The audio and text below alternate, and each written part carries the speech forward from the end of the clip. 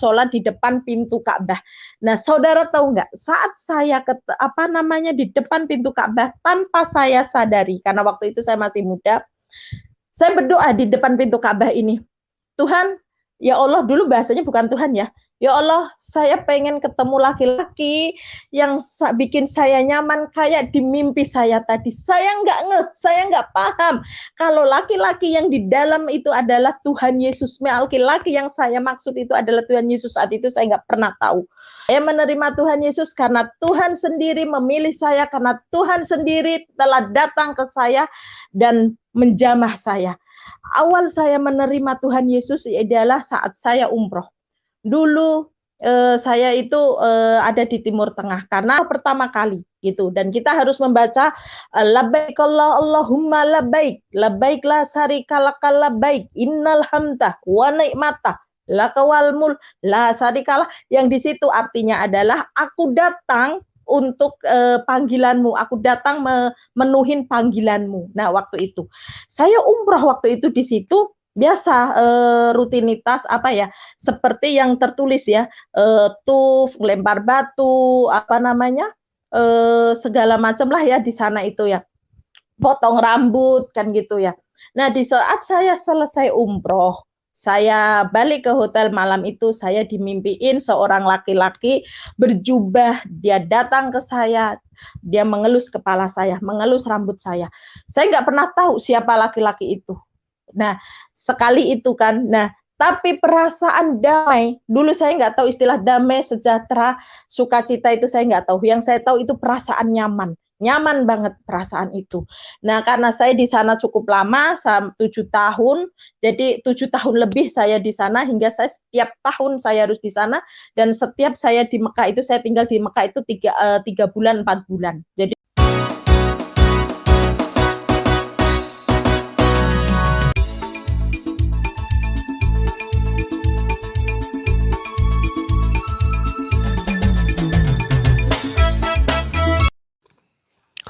Haleluya, puji Tuhan. Saudaraku yang terkasih dalam Tuhan, kemuliaan Tuhan semakin dinyatakan kepada kita di hari-hari ini. Saudara-saudara, kalau sering saudara mendengar ada orang yang datang kepada Yesus karena mereka mendengar kesaksian, karena mereka mendengar khotbah, penginjilan, atau berbagai cara yang dia kemudian menerima informasi mengenai siapa itu Yesus. Kali ini sangat mengejutkan karena seorang wanita ini justru bertemu dengan Yesus saat dia sementara sholat di depan pintu Ka'bah. Wow, ini menegangkan dan sangat luar biasa ya. Bagaimana saudara-saudara, Tuhan Yesus kita bekerja sampai di pintu Ka'bah mereka. Banyak orang yang pergi umroh justru pulang mereka percaya kepada Yesus Kristus sebagai Tuhan dan Juru Selamat, karena mereka dipilih Tuhan untuk diselamatkan. Saudaraku, mungkin saudara berkata itu tidak mungkin, tetapi potongan video tadi telah memberitahu kita tentang apa sebenarnya yang dialami oleh wanita ini. Dan mari kita ikuti video panjangnya agar supaya saudara ngerti dan saudara tidak bersangka buruk tentang kesaksian yang disaksikan oleh pesaksi ini. Ya, saudara-saudara, doa selalu agar saudara yang sudah mengenal Tuhan dikuatkan, tidak akan mudah tergoyahkan.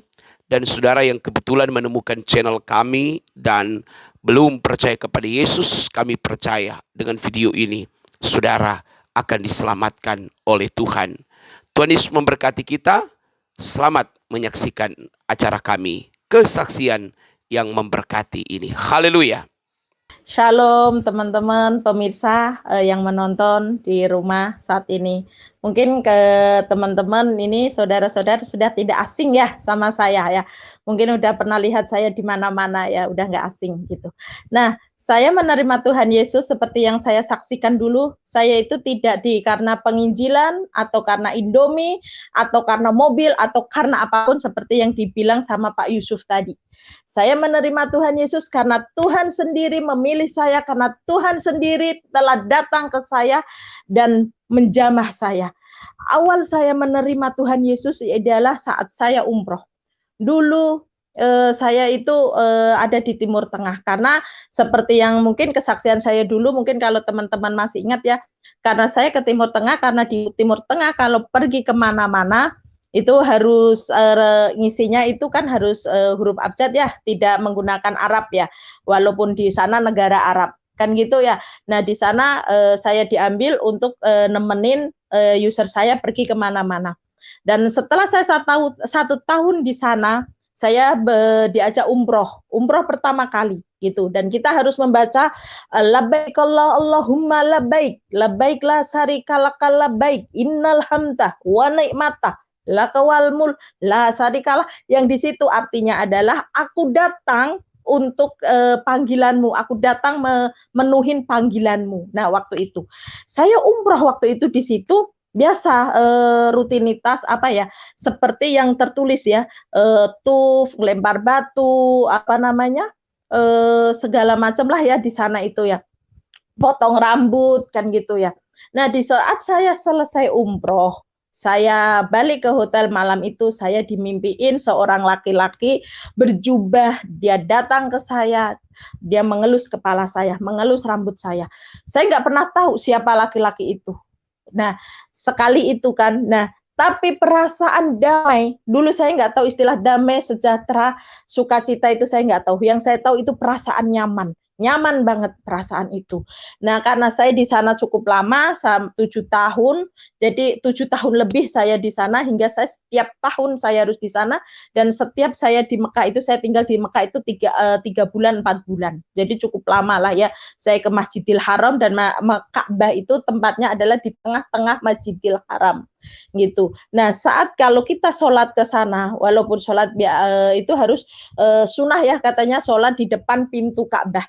Nah, saudara tahu nggak? Saat saya di depan pintu Ka'bah tanpa saya sadari, karena waktu itu saya masih muda, saya berdoa di depan pintu Ka'bah ini. Tuhan, ya Allah, dulu bahasanya bukan Tuhan ya. Ya Allah, saya pengen ketemu laki-laki yang bikin saya nyaman kayak di mimpi saya tadi. Saya nggak paham kalau laki-laki yang di dalam itu adalah Tuhan Yesus. Laki-laki yang saya maksud itu adalah Tuhan Yesus. Saat itu saya nggak pernah tahu. Nah, setelah saya umroh, saya balik ke Indonesia, saya menikah. Setelah saya menikah, rumah tangga saya gagal karena suami saya KDRT. Saya punya 2 orang anak, cowok dan cewek, sekarang umur 10 tahun sama 7 tahun anak saya. Nah, setelah itu karena suami saya KDRT, akhirnya saya pergi, kita bercerai, saya pergi ke Singapura. Dan saya di Singapura 6 bulan, 8 bulanan lah ya, saya dimimpiin lagi seorang laki-laki yang sama. Saya bilang, apa mungkin? Loh, ini kan laki-laki yang datang waktu itu saat beberapa tahun yang lalu saat umroh gitu kan. Sedangkan waktu itu saya juga berharap laki-laki yang bikin nyaman itu datang ke saya, tapi ternyata nggak datang. Tapi datang lagi kedua kali itu saat saya di Singapura. Semakin saya galau. Siapa sih laki-laki ini? Kok bisa mimpi beberapa tahun yang lalu kok bisa ya sama, dan rasa itu sama gitu. Bahkan saya selalu berharap laki-laki itu selalu hadir di saya, dan saya nggak pernah tahu kalau laki-laki itu ternyata Tuhan Yesus. Setelah itu saya pernah berbincang-bincang sama teman saya. Saya bilang, aku pengen jadi orang Kristen. Kata teman saya, lu sadar nggak? Lu jangan asal, nggak boleh, itu kafir, nanti kamu bisa diintimidasi, dibunuh lah ya kalau gitu. Itu kafir, nggak boleh lu, bla bla bla. Saya jawabnya, ya udah, mungkin karena saya bercanda aja kok. Saya bilang gitu. Saya balik Indonesia, saya mengenal seorang laki-laki dan kami menikah. Nah, tapi kami menikah secara Islam ya. Kami menikah secara Islam. Tapi gejolak saya semakin kuat. ingin mengerti soal kekristenan. Tapi saya tidak pernah ada yang cover atau menginjilin atau yang menawarin, saya nggak ada. Saya mimpi lagi seorang laki-laki itu. Tapi mimpi ini beda, tidak kayak kemarin. Mimpi ini saya dituntun dibawa ke Bethlehem. Gitu. Nah, saya bingung nih, katanya ini loh Bethlehem. Gitu kan, ini loh Yerusalem, aku nggak tahu apa itu Bethlehem, apa Yerusalem, aku nggak pernah tahu, dan saya tidak pernah mengerti. Yang saya tahu itu Timur Tengah adalah Mekah, karena saya adalah backgroundnya waktu itu kan Muslim, gitu kan. Setelah itu saya tanya suami saya, jawabnya suami saya, ya itu tempatnya orang Kristen, di sana ada tembok ratapan, dan makin aneh gitu kan. Nah waktu itu, tapi saking penasarannya saya, pernah kan waktu itu saya nyuri-nyuri baca Alkitab di suami saya itu, agar gimana caranya, saya nggak pernah tahu kalau ada Alkitab di Play Store, itu saya nggak pernah tahu. Saya nyuri-nyuri baca Alkitab sebelum suami datang, kitab itu harus kembali ke semula sesuai dengan tempatnya semula itu, nggak bergoyah. Jadi biar suami saya nggak pernah tahu. Dan kalau suami saya membahas soal Kristen, membahas soal Islam, saya nggak pernah terima. Saya bilang, kenapa kamu harus ngomong kayak gini? Islam itu begini loh, baik loh Islam ini waktu itu. Karena saya masih belum mau mengakuin gitu. Tapi rasa hati ini semakin bergejolak, semakin penasaran. Hingga saya ketemu saya pernah bilang saya mau ke gereja sama teman saya orang Medan juga. Katanya ya udah hayu, tapi nggak pernah berangkat. Hingga saya ketemu sama orang Nia, saya bilang juga saya mau ke gereja tante. Ya udah ayo, kapan? Hari Rabu juga ada ibadah. Saya nggak pernah tahu kalau di Kristen itu, setahu saya ibadah itu cuma hari Minggu. Saya nggak tahu istilah doa mukjizat atau konseling atau apa itu, saya nggak pernah tahu. Taunya saya ibadahnya orang Kristen hari Minggu. Saya makin curiga nih, loh masa ibadah hari Rabu, ini nggak benar. Nah tapi saya selalu jawab, nanti aja, belum siap, nanti aja gitu kan. Ya udah nanti tante naik grab atau naik motor. Aku bilang enggak lah, nanti aja dulu. Tante duluan dulu gitu, karena saya merasa kok hari Rabu ada ibadah, saya nggak pernah tahu, saudara. Setelah itu tapi saya semakin penasaran hingga akhirnya saya ketemu orang yang membawa saya ke gereja. Dan saat itu saya pernah ceritakan, saat saya masuk ke gereja itu, masuk ke gereja saya langsung nangis. Saya nggak pernah tahu kenapa saya bisa nangis, saya nggak pernah mengerti kenapa air mata itu bisa bercucuran, saya nggak pernah tahu, saudara. Tapi kalau sekarang kita paham itu panjamahan Roh Kudus, kalau sekarang bisa bilang gitu. Tapi waktu itu saya nggak pernah tahu. Kenapa ini mengalir terus? Kenapa ini air mata mengalir terus? Apapun yang dikatakan pendeta itu, gembala itu apa, saya nggak pernah tahu. Dulu saya nggak pernah tahu kata-kata penggembala itu. Taunya saya pendeta. Gembala itu apa, saya juga nggak pernah tahu. Tapi hati ini air mata itu selalu bercucuran. Hari Minggu saya waktu itu didoain dulu. Nah, didoain dulu, setelah saya didoain, saya malah makin nangis. Saking saya senangnya, saya disuruh naik jemputan, saya nggak mau, karena saya pikirannya mau cepet-cepet pulang. Saat saya bilang suami saya, abang, tadi saya ke gereja ya. Oh, udah gitu aja, muka datar, nggak apa-apa. Oh, gitu aja. Nah, setelah itu saya makin penasaran. Hari Minggu saya ke gereja, hari Selasa saya kecelakaan. Nah, mungkin dulu pernah dilihatin juga kecelakaan saya di sini. Di kesaksian saya yang pertama, saya kecelakaan. Di mana kecelakaan itu adalah banyak korbannya, banyak yang luka-luka, banyak korban-korbannya. Di situ saya kan masih menjadi seorang Muslim. Saya nggak pernah tahu Kristen itu bagaimana, dan itu pertama kali saya masuk gereja, dan saya nggak diajarin atau dikasih tahu Tuhan Yesus atau apa tuh, belum. Tapi saat kecelakaan itu, bukannya saya bilang Allahu Akbar, Allahu Akbar, Allahu Akbar, bukan. Tapi saya bilangnya, Tuhan Yesus baik, Tuhan Yesus baik, Tuhan Yesus baik. Dan saudara tahu saya selamat dari kecelakaan itu, dan saya nggak apa-apa, cuma luka sedikit di sini. Wajar, karena banyak orang yang meninggal. Padahal waktu itu, kenapa saya nggak nyebut Allahu Akbar? Kenapa yang saya sebut Tuhan Yesus itu baik?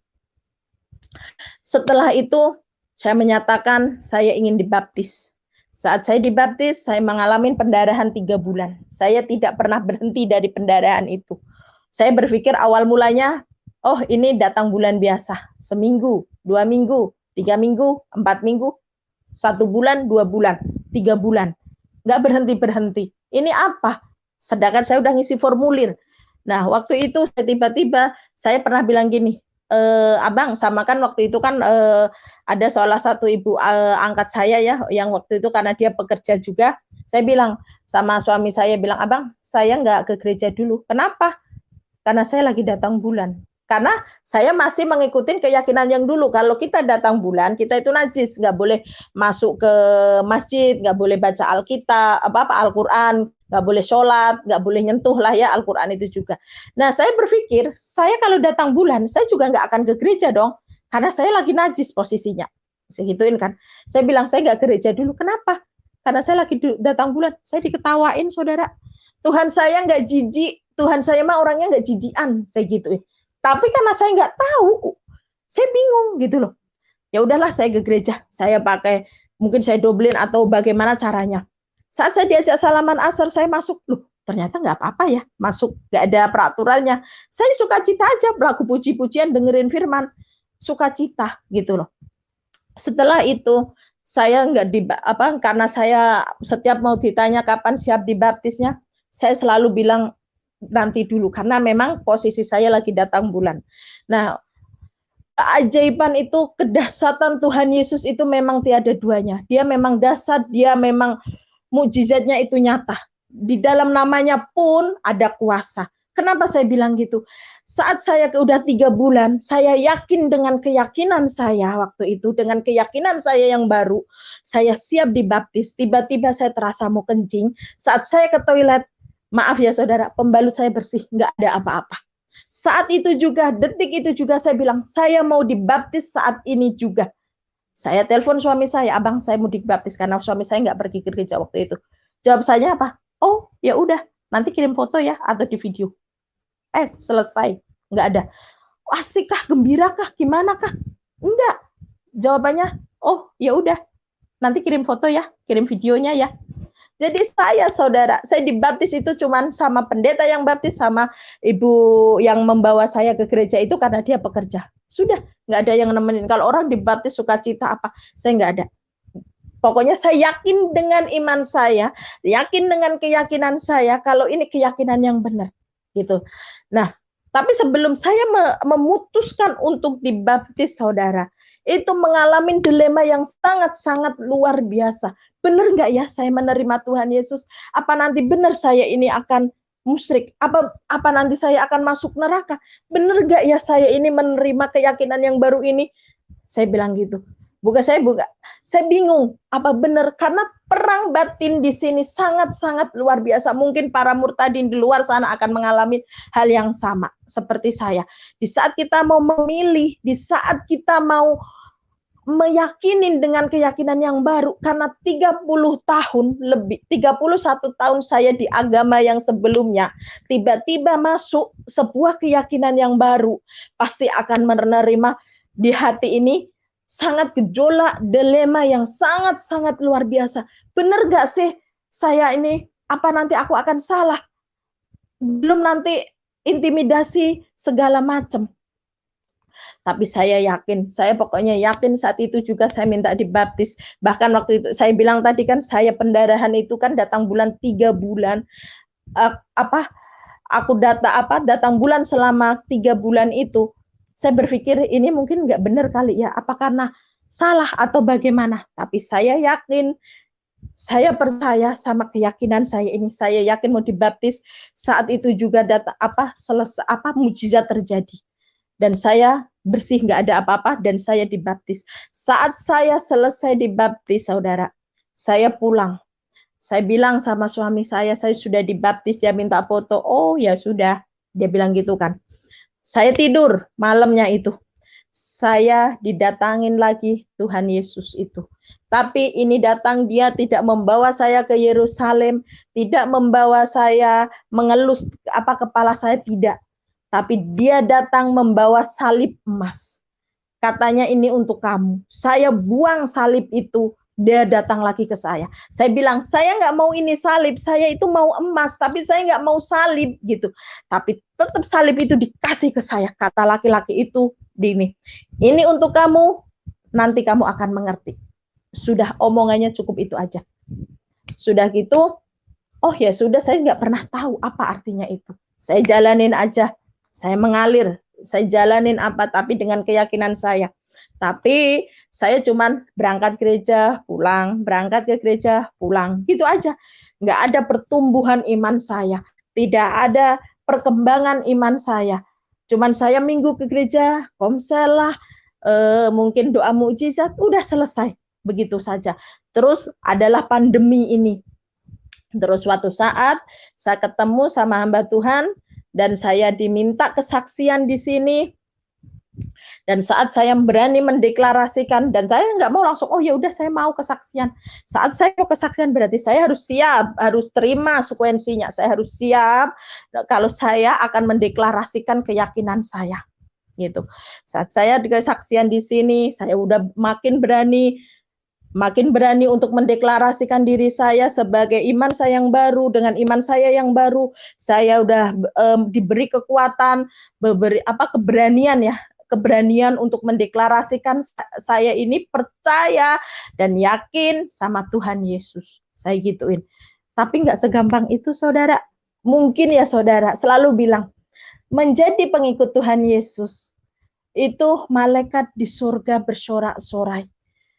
Kita pintu surga, aduh pokoknya terbuka. Tapi beda untuk di bumi ini, beda untuk di dunia ini, saudara. Karena apa? Kenapa saya bilang beda? Karena kita adalah harus bayar harga pikul salib, saudara.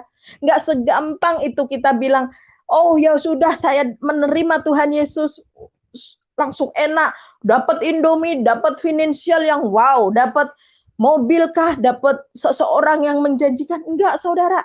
Saya tegasin, saya menerima Tuhan Yesus bukan karena finansial, bukan karena ekonomi atau apapun. Tapi karena Tuhan Yesus datang sendiri ke saya, Tuhan Yesus hadir ke saya. Bahkan berkali-kali Tuhan Yesus datang ke saya. Tapi saya kurang peka waktu itu. Bahkan di saat saya umroh, Tuhan Yesus datang pun saya belum peka waktu itu. Saya nggak merasa itu Tuhan Yesus, karena memang saya nggak tahu waktu itu. Nah, setelah itu, setelah saya mendeklarasikan, saya berani tampil kalau saya ini adalah orang Kristen dengan keyakinan yang baru, saya pengikut, saya murid, mau menjadi murid Tuhan Yesus, menjadi pengikut Tuhan Yesus. Anak keluarga saya tahu. Waktu itu anak saya datang ke sini, memang saya bawa ke gereja karena saya ada ibadah. Anak saya yang kecil masih cedal. Kalau ngomong belum bisa, waktu itu masih cedal kan, waktu itu masih umur 5 tahunan ya, 6 tahunan. Saya bawa ke gereja karena saya juga mau ke ibadah kan. Saya bawa anak saya. Waktu itu ada mbak-mbak yang bantuin saya waktu itu kan, waktu itu masih keadaan kita masih normal. Saat anak saya diambil lagi ibu saya, anak saya bercerita, Mbak Uti, tadi kemarin adik diajak ibu nonton konser katanya, karena dia nggak bisa ngomong R ya, nonton konser katanya. Nah, tapi konsernya itu nyanyinya haleluya, haleluya. Nah, anak saya, iya Mbak Huti, yang cowok, iya Mbak Huti, orang nyanyinya di konser itu nyebutnya Tuhan Yesus, Tuhan Yesus, Yesus gitu kan. Nah, anak-anak nggak mungkin tahu dong apa itu, tapi mama saya mengerti, mama saya tahu gitu loh. Anak saya bercerita, sama orang juga ngomong ke teman-teman saya juga, aku tadi diajak nonton konser, sama diajak lihat konser ibu saya, digituin. Coba, karena nyanyi-nyanyi, anak saya nggak pernah paham itu. Karena dia berpikirnya, karena dia namanya anak-anak ya saudara. Nah, setelah itu, mama saya pasti murka. Jelas, dia nggak terima. Dunia akhirat, saya tidak akan pernah, ya sumpah segala macem lah ya. Mama saya marah ke saya, dia nggak menerimakan, teman saya menjauhin saya, teman saya bahkan yang dekat pun menjauhin saya, mending menjauhin, nomor saya diblok saudara. Saya seakan-akan hidup sebatang kara. Saya ditelepon, ada yang nelpon saya, kalau kamu berani pulang ke kampung, bukan ke kampung kamu pulang, tapi ke kuburan. Saya pernah digituin. Saya pernah bilang, setelah saya dijamah Tuhan Yesus, saya tidak nyaman di keyakinan yang dulu, dan saya sekarang yakin dengan keyakinan saya yang baru, keyakinan saya yang sekarang ini menjadi menerima Tuhan Yesus sebagai Tuhan saya ada yang ngasusin. Katanya, saya menistakan. Loh, menistakan dari mana? Kalau emang saya nggak nyaman. Kalau emang nggak nyaman kan nggak bisa dipaksa. Dan saya sudah kelebihan umur, udah cukup umur untuk menentukan keyakinan saya. Saya bilang gitu. Saya cukup umur untuk menentukan keyakinan saya. Jadi tolong stop, jangan intimidasi saya. Saya tahu mana yang terbaik. Gitu tuh, saudara. Nggak hanya gitu, saya dapat kabar. Anak saya dimasukin pondok pesantren. Sakit hati saya. Saya di sini berjuang dengan keyakinan saya. Saya berjuang kayak gini untuk bisa lebih baik. Tapi anak saya dimasukin ke pesantren. Saya nangis, saya sakit, saya bingung, saya harus dilema, harus bagaimana. Tapi keyakinan itu di hati saya, keyakinan itu tetap pasti suatu saat anak saya bisa saya bawa. Pasti suatu saat anak saya bisa saya bawa. Udah itu aja keyakinan saya. Nggak hanya segitunya, saudara. Itu sebagai seorang ibu sedih. Sebagai seorang ibu sedih. Gimana sih anak kita gitu kan? Kalau saya bilang, ya udah anak saya bawa aja. Saya bilang gitu. Kata mama, kalau kamu mau jadiin orang Kristen, mendingan biarin lah di sini. Akhirnya saya terintimidasi dengan keluarga, telepon dari keluarga yang nggak jelas. Ada seseorang juga menelpon, bilangnya ya sama, ancaman intimidasi itu. Dan saat itu juga kita punya pekerjaan mulai goyah karena pandemi, jangankan saya, yang perusahaan besar aja goyah, apalagi saya. Saya bingung, saudara, mau bagaimana. Saya butuh hidup, saya butuh makan waktu itu. Tapi waktu itu saya belum benar-benar bertumbuh iman saya, cuman hanya sebatas rutinitas ke gereja gitu aja. Saya pikir ini mau ngapain ya? Saya bikin jualan tahu bakso, saudara. Saya selalu bilang, Tuhan Yesus itu baik banget, sangat baik, sungguh baik, teramat banget, baik banget gitu ya, saudara. Saat saya jualan tahu bakso, saudara, dalam 3 hari saya itu bisa memasarkan tahu bakso itu 1000 tahu lebih, gitu saudara, 1000 tahu lebih setiap hari. Walaupun ya saya bersyukur, waktu itu syukurin aja, saya jalanin, saya anterin sampai kota sini, seakan-akan udah saya taruh semua. Sebulan, seminggu, 2 minggu, 3 minggu, 4 minggu, oke, lancar. Bahkan sampai hampir 2000 tahu ya waktu itu. Banyak banget, 2000 tahuan. 1 hari, saudara. Itu 1 hari. Tiba-tiba ada salah satu komplainan, katanya tahu itu diblatungin. Saya bingung dong. Saya tidak pernah menyimpan tahu atau jualan yang sudah lama. Setiap selesai jualan, sisa jualan nggak akan pernah saya jual lagi untuk besok. Pasti saya bagi-bagiin.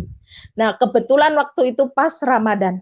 Selalu setiap sore sisa dari dagangan itu saya bagi-bagiin sama tukang sapu jalanan, tetangga saya bagi-bagiin. Walaupun keadaan saya waktu itu benar-benar di bawah. Karena pandemi kita nggak bisa apa-apa, cuman mengandalkan makan dari situ. Tapi sisa dagangan tidak pernah saya jual, selalu saya bagiin.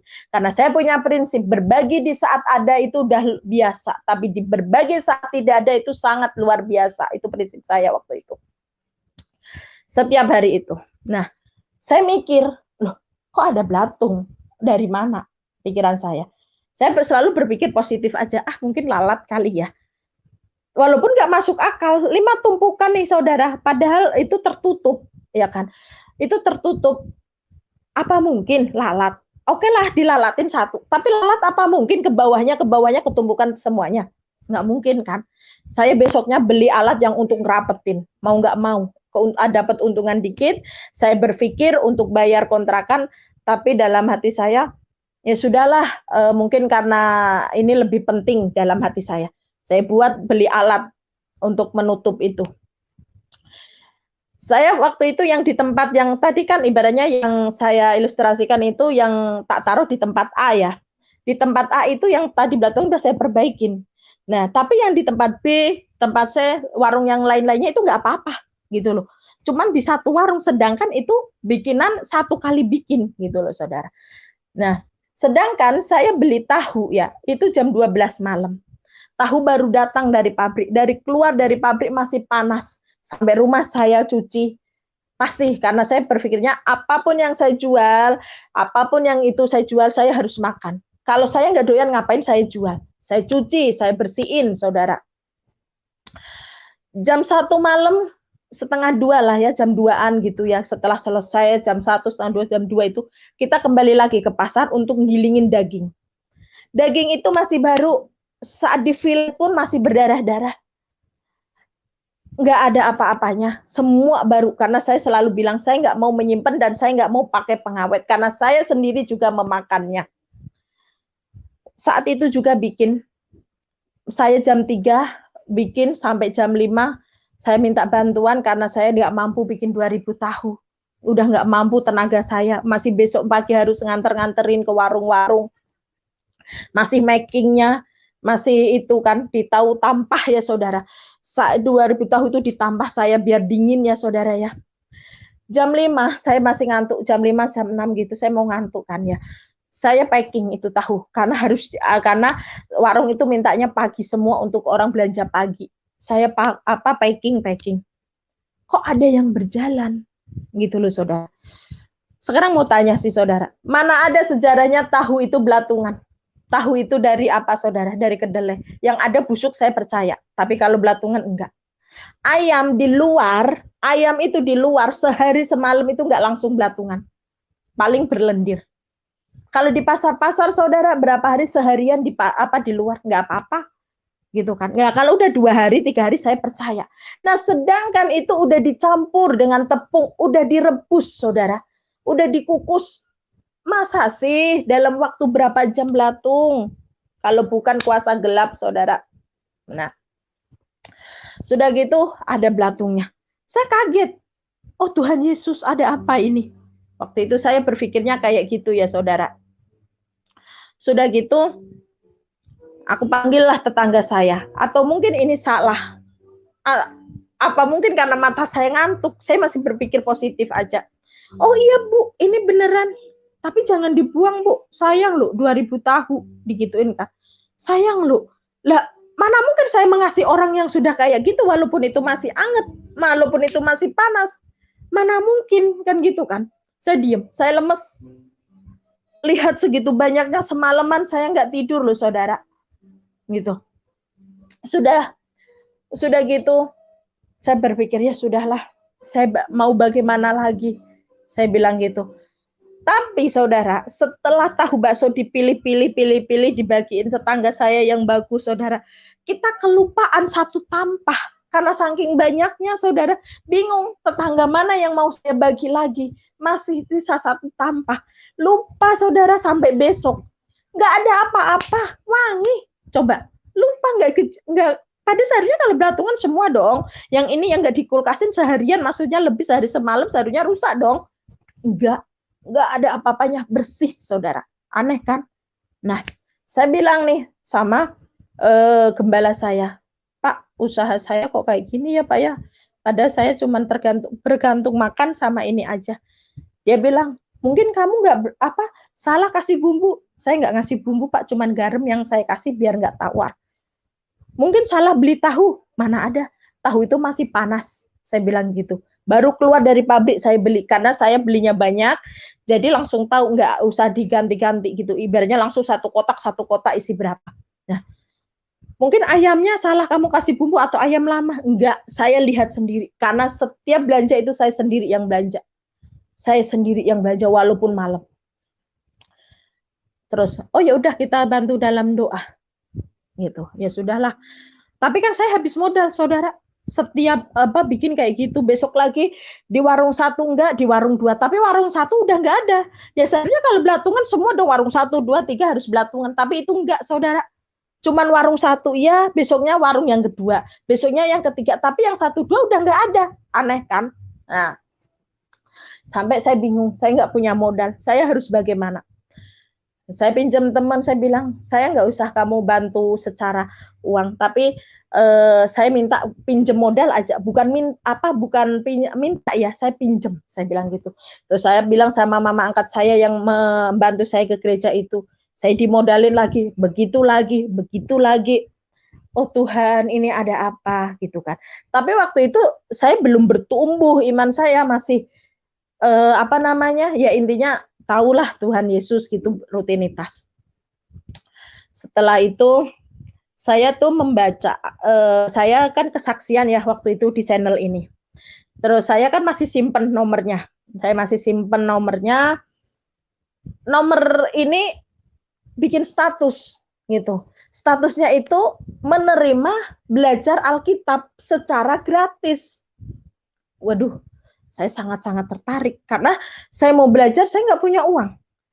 Tiba-tiba ada WA, ada status bilang siapa yang berminat belajar Alkitab akan diajar secara gratis tanpa dipungut biaya sepersen pun, 1 sen dibelah 7 pun nggak dipungut biaya.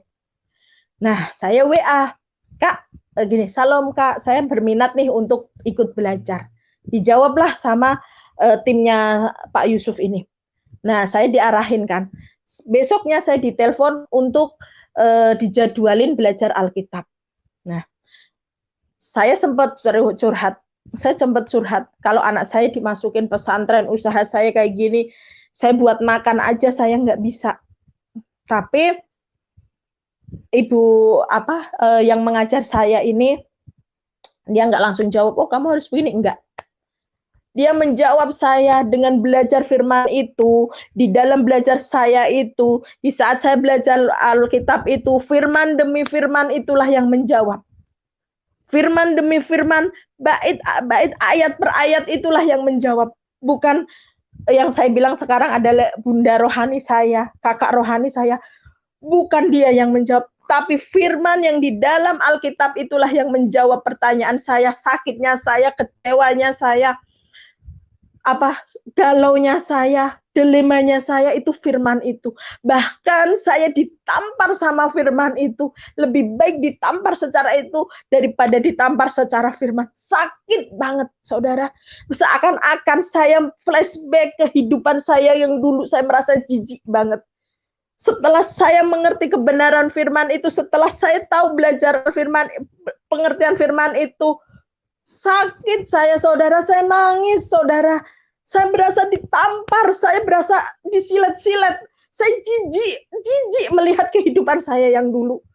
Di saat saya kecukupan, saudara, di mana firman itu telah membuka semuanya. Firman itu menjawab semua kegundahan saya. Saya curhat, saudara. Bu, anak saya begini, usaha saya begini. Oh ya, Dek. Sabar ya, Dek ya. Tapi setiap hari kita belajar, walaupun kita terbatas waktu, walaupun secara online, tapi itu tidak menjadi penghalang buat kami. Dan andai kata saudara tahu ya, saya belajar di sini ya karena waktu itu juga bukan karena kebetulan, bukan karena saya tidak sengaja aja buka WA itu, ada status itu, saya bilang ya, walaupun tidak dibayar, tidak dipungut biaya, mereka yang lebih bersemangat ketimbang saya. Mereka udah menungguin, udah menjadwalin sebelum saya. Bahkan mereka sabar menungguin saya. Kak, bentar ya. Bunda, bentar ya. Mereka sabar. Padahal mereka nggak dibayar. Kalau mungkin mereka dibayar, oke lah mereka sabar. Tapi mereka tidak dibayar, saudara, gratis. Tapi mereka sabar ngajarin saya, pertanyaan saya yang menurut saya nggak sesuai di mindset saya, di firman itu, mereka jelaskan ayat per ayat, saudara. Di situ saya tertampar, saudara. Ayat itulah yang menjawab kegundahan saya. Ayat itulah yang firman yang di dalam Alkitab itulah yang menjawab saya semuanya. Di saat saya sudah mulai belajar, iblis tidak pernah tinggal diam, saudara. Iblis itu tidak tinggal diam, berbagai cara untuk membantalkan, untuk menghalangin saya. Ada aja cobaan itu. Setelah iblis mencoba dengan setelah iblis membuat saya jauh dari anak saya dibikin ke pesantren.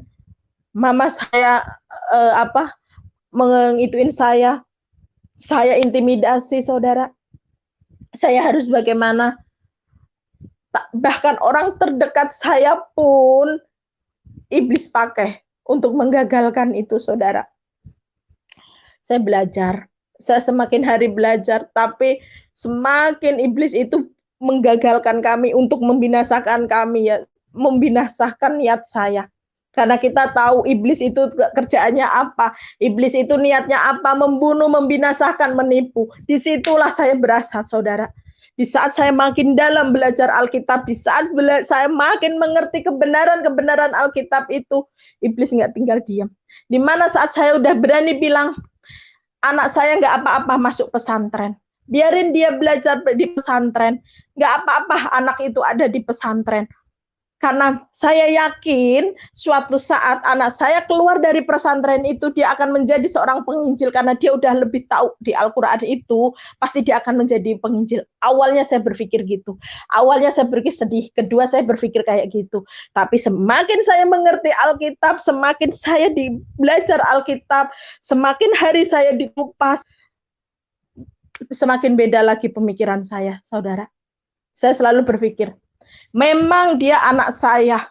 Memang dia anak saya secara daging. Memang dia anak saya yang melahirkan.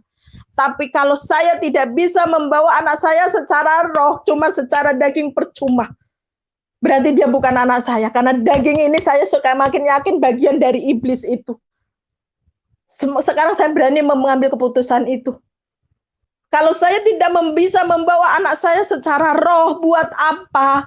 Kalau dia hanya cuman anak daging, buat apa? Bukan saya kejam sama anak saya, bukan, saudara.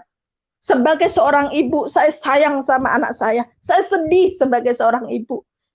Tapi setiap saya membaca firman itu, semakin saya mengerti kalau anak itu, kalau cuman anak daging, walaupun dari saya yang melahirkan, untuk apa, saudara, kalau anak itu hanya dibuat alat iblis untuk menghalangin saya mengerti kebenaran firman ini, untuk apa, saudara? Kalau saudara mau tahu, oke, setelah selesai itu, saya berani mengambil keputusan itu. Jadi saya tetap belajar Alkitab, semakin berkobar, semakin mengerti. Karena saya semakin dikupas di situ, saya sakit banget, saudara. Setiap hari belajar, saya makin disilet lagi. Semakin belajar, semakin disilet lagi. Semakin saya tahu keadaan diri saya dulunya, saya udah lupa kalau saat ini saya lagi susah. Saya udah lupa saat ini gimana makan untuk besok. Saya udah lupa saat ini bagaimana bayar kontrakan besok. Saat ini yang saya rasain adalah sakit saat saya membaca Alkitab itu bagaikan disilet-silet, saudara. Firman itu telah membuat saya sakit untuk masa lalu saya, di mana saya dibukakan, di mana saya di situ tahu kebenaran firman itu, saudara. Saya berasa, oh Tuhan, ternyata hidup saya yang dulu sangatlah jijik. Dan firman itu telah membukakan semua, saudara. Bukan hanya itu. Iblis nggak tinggal diem. Bagaimana caranya dia membatalkan, bagaimana caranya dia gagal dalam belajar firman Alkitab itu.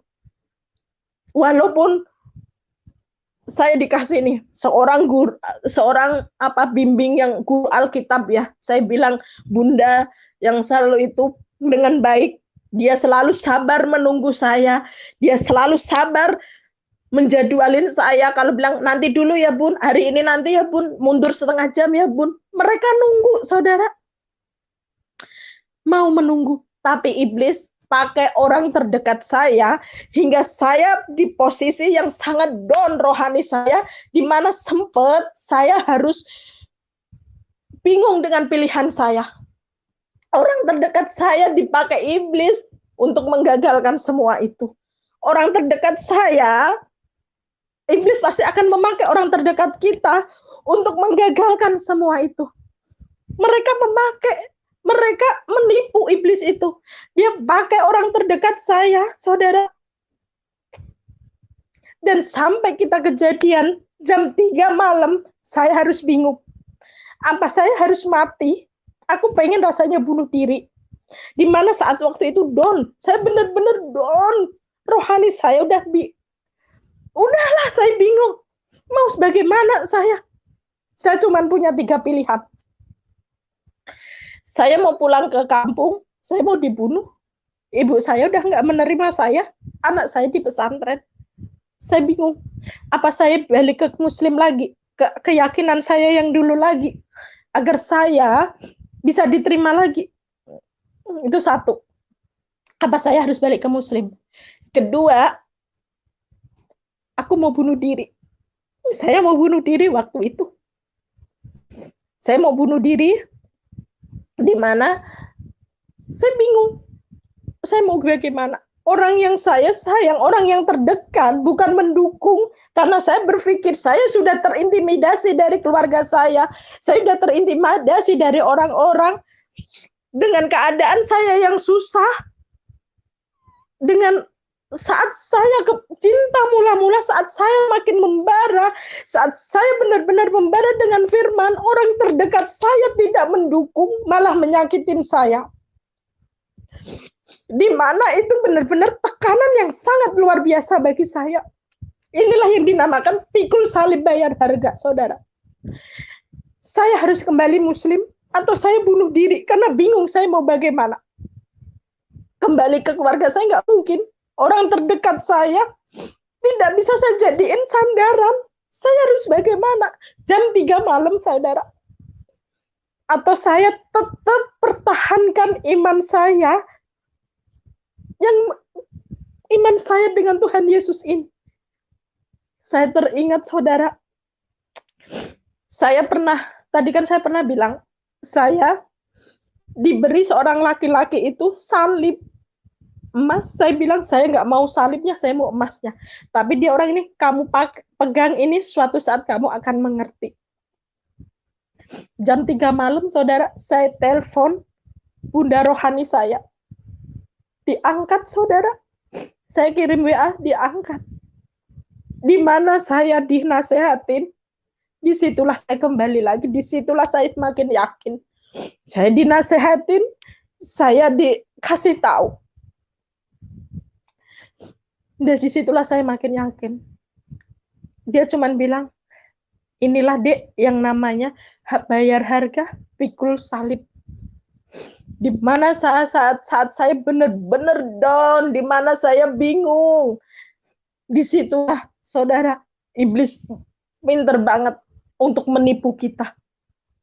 Di mana iblis itu berupaya sebaik mungkin untuk merencanakan, sebaik mungkin untuk membinasa kita, untuk menggagalkan kita. Disitulah iblis, saya bilang, sangat-sangat menipu. Dia pakai anak saya gagal, orang tua saya gagal, akhirnya dia pakai orang terdekat saya. Saya down, saudara, saya bingung mau bagaimana. Tapi di situ keajaiban, mukjizat terjadi. Ada saja Tuhan bimbing saya. Memang ibu rohani saya tidak mendampingin saya secara finansial atau secara apapun, tapi dia mendampingin saya, dia mengarahkan saya dengan firman. Dia mengarahkan saya dengan firman yang ada. Dia menasehatin saya dengan firman. Di situ iman saya semakin yakin, semakin kuat. Dan semakin saya membaca firman itu, semakin saya tersilet-silet seperti yang saya bilang tadi, saudara. Di mana saya ingat Tuhan Yesus saat menebus kita, saudara. Aku baru kayak gini aja udah sakitnya kayak gini. Kalau saudara mau tahu, mukjizat itu terjadi. Saya dipelihara. Pemeliharaan Tuhan itu nyata. Pemeliharaan Tuhan itu fakta nyata. Saya bingung mau bagaimana, saya down, apa saya bunuh diri atau kembali ke Muslim atau mempertahankan iman saya. Tapi Tuhan Yesus, mukjizat itu nyata, saudara, nyata, fakta ada. Sampai detik ini saya ada di sini, ada di depan saudara ini. Karena siapa? Karena mukjizat itu, karena kuasa Tuhan Yesus, saudara. Kalau saudara mau tahu gimana perjalanan saya, sangat-sangat menyakitkan. Kalau saudara mau tahu kesakitan yang sangat-sangat luar biasa, tapi di situ firman itu benar-benar merubah saya. Sangat-sangat merubah saya. Saya bingung, aku harus bagaimana? Aku harus kemana?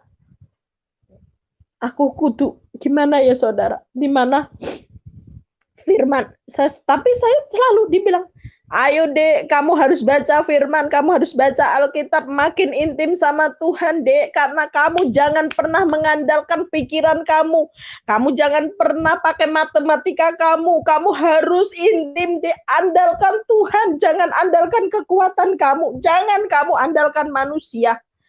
Selalu dibilang kayak gitu. Kamu percaya Tuhan akan bimbing kamu, Tuhan akan tolong kamu dek, selalu digituin saya. Kamu jangan pernah andalkan pikiran kamu intim deh sama Tuhan, kamu intim. Baca firman deh, baca firman. Itu yang selalu ditekankan ke saya. Saat saya selalu baca firman, kesakitan saya yang disakitin, yang iblis pakai itu semakin hilang, semakin terkikis. Siletan apa, setiap saya baca firman itu, setiap saya membaca itu, semakin kebenaran itu makin nyata. Kenapa saya harus, semakin saya menyadari kalau itu adalah iblis, saya tahu dia dipakai iblis, saya paham itu, semakin saya mengerti. Setiap hari saya belajar sama si Bunda, tapi dia nggak pernah menerima curhatan saya langsung, oh begini, enggak, saya nggak pernah. Tapi dia selalu tahu, kita belajar dari firman itulah yang menasehatin saya, firman itulah yang menguatkan saya, firman itulah yang membuat saya bisa seperti ini, firman itulah yang membuat saya kembali bersemangat, firman itulah yang membuat saya kembali seperti sekarang ini, yang seperti saudara lihat di depan kamera ini. Firman itulah yang bisa membuat saya kayak gini. Makanya saudara, bagi siapapun di luar sana, para murtadin di luar sana, jangan kalian sampai cuma pindah agama, pindah KTP. Baca itu firman, resapi itu firman, renungkan itu firman, respon itu firman. Karena firman itu hidup, karena firman itu nyata, firman itu hidup. Dari situlah kita akan diarahkan ke menjadi hidup yang lebih benar. Dari situlah kita akan mengerti kebenaran itu, akan mengerti. Disitulah saudara. Jadi para murtadin atau semua, maaf banget ya, orang Kristen di luar sana, ayo bangkitlah kalian, bangkitkan roh kalian, jangan kali-kali hidup kalian itu sia-sia, matikanlah, stop hidup daging kalian, ayo hiduplah dengan secara roh. Karena apa saudara? Firman itulah yang akan menyelamatkan kita saudara, firman itulah hidup, diziarahlah sama firman itu saudara. Kalau saudara mau tahu, perjalanan saya tidak gampang, saudara. Saya seperti ini nggak gampang, saudara. Saya minta yang di luar sana, yang Kristen hanya KTP, belum lahir baru, ayo bangkit, bangun kalian. Jangan sampai hidup kalian sia-sia. Jangan sampai kalian itu hanya Kristen KTP. Sayang, saudara. Jangan cuma berteriak-teriak Tuhan di gereja, karena gedung gereja tidak menyelamatkan kalian, saudara. Ayo saudara, bangkitkan kalian, roh kalian, hidupkan kalian, roh kalian, saudara.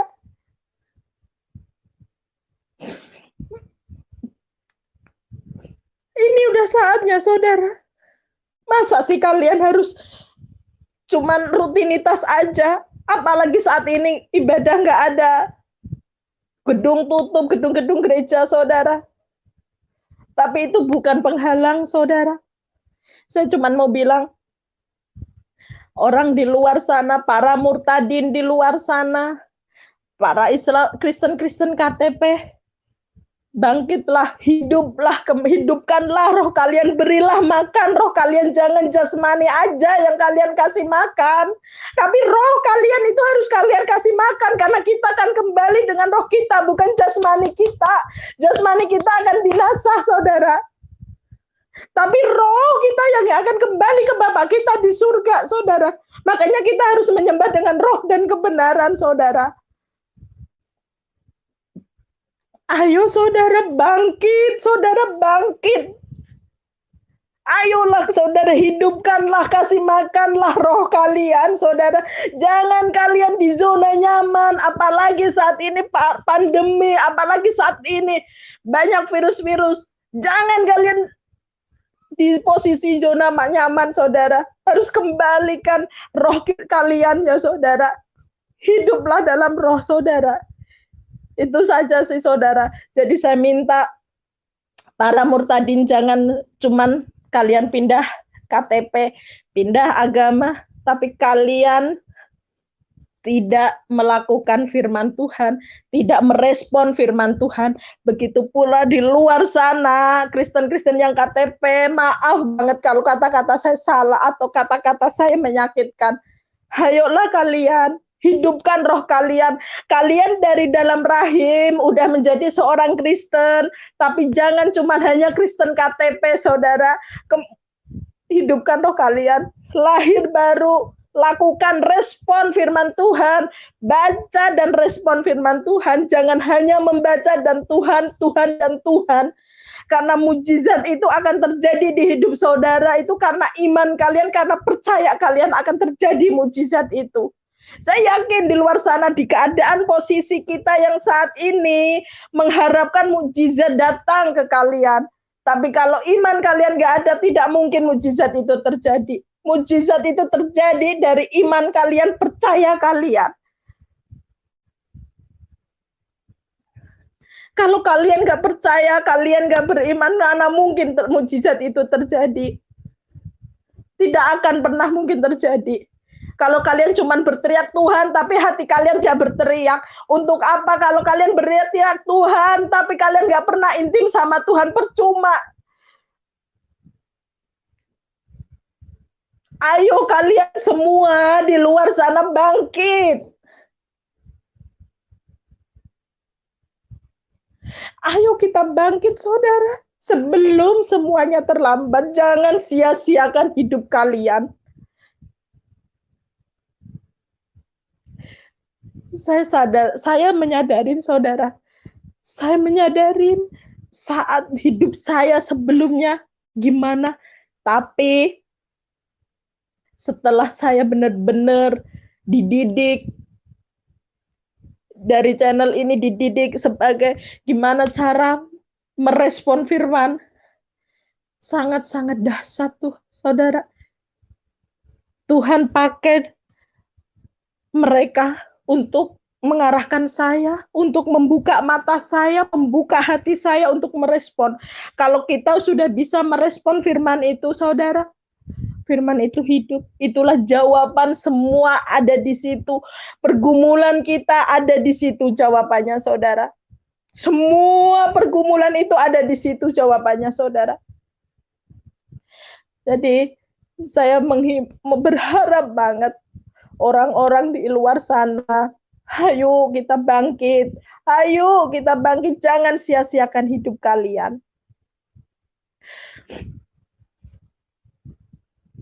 Jadi saya harap, mari para murtadin, para orang-orang luar di sana, ayo kita kembali lagi, kita respon firman-firman Tuhan ini, Bu, jangan cuma hanya bilang saya Kristen.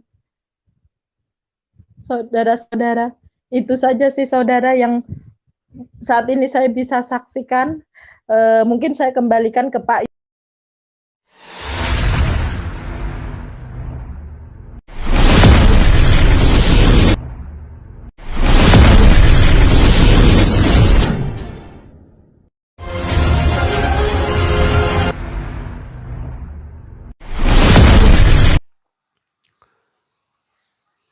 Amin, puji Tuhan. Tuhan memberkati kita semua.